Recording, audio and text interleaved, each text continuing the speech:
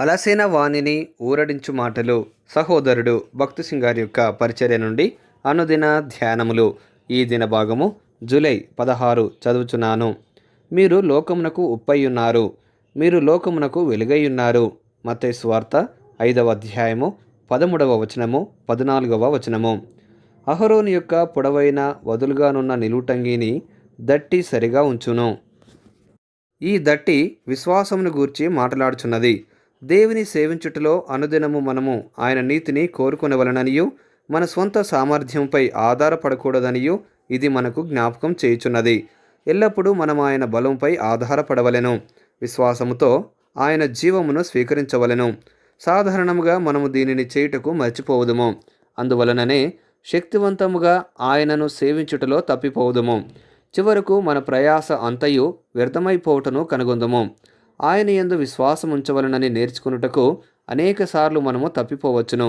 విశ్వాసము ద్వారానే ఆయనను సేవించుటకు బలము పొందగలమని, మన స్వంత జ్ఞానమును తలాంతులను బట్టి ఆయనను సేవించలేమని ఈ దట్టి జ్ఞాపకం చేయుచున్నది.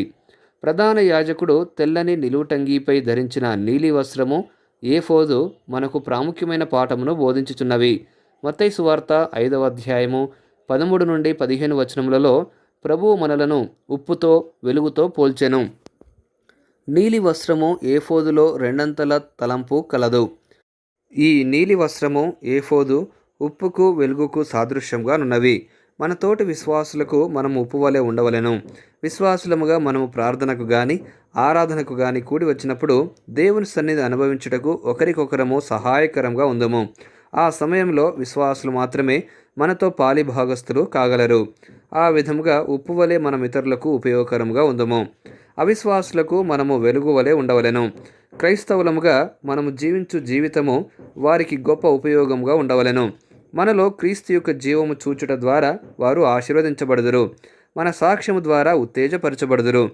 ఆ విధముగా నీలి వస్త్రము ఏఫోదు విశ్వాసులేడల అవిశ్వాసులేడల మనము కలిగి ఉన్న రెండంతల బాధ్యతను తెలియజేయుచున్నవి. అవిశ్వాసులతో పోల్చి చూచిన ఎడల విశ్వాసులు కొద్ది సంఖ్యలోనున్నారు.